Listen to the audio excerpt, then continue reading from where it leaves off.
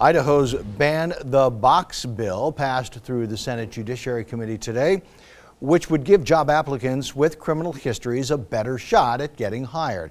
Under this bill, those applicants would not have to check a box indicating their previous conviction. 6 on Your Side's Madeline White joins us live from outside the State House with more.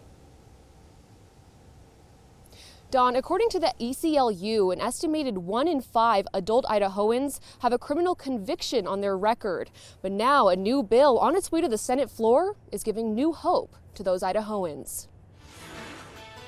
Because of my criminal history, I was unable to get that job. Eric Johnson was formerly behind bars in an Idaho prison on assault and drug charges. I took on to a criminal lifestyle, some poor choices and whatnot. Well, after my release from prison, I said I wanted to do something better with my life and contribute to the community. He's now been out of prison for more than a year, but he says employers just won't give him a chance. About a week ago, I applied for a job with DoorDash. They ran a check, my background, and it came up my criminal history, and that absolutely nullified any chance of me getting that job. This, he says, was his first time testifying. And with his little girl by his side, some said his story showed the generational impacts of employment barriers. Just trying to find a job to be able to provide for my family. The Fair Chance Employment Act was sponsored by Senator Cherie Buckner Webb. I don't believe that it negatively impacts businesses. They still have the right to make the choices that are right for their businesses. It prohibits employers from asking about criminal records until the applicant is given an interview or conditional offer of employment. And while the committee motioned unanimously to send the bill to the Senate floor,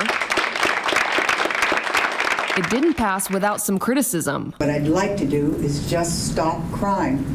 You know, why do people, and I'm sorry if I'm offending anybody here, but why do you commit crime in the first place? You know, that's a choice.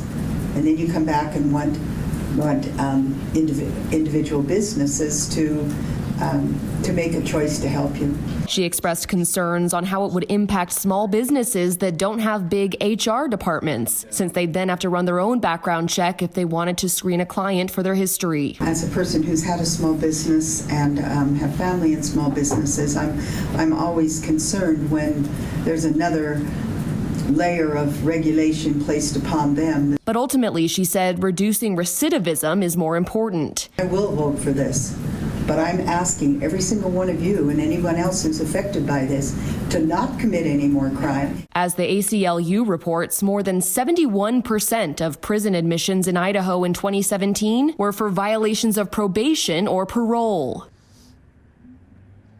17 people spoke in favor of the bill today, and just 1 spoke against it. Criminal justice reform has been a hot-button topic in the Idaho legislative session thus far. Governor Little even mentioning in his State of the State address that he plans to continue seeking investments in community reentry centers. Live in Boise, Madeline White, 6 on Your Side.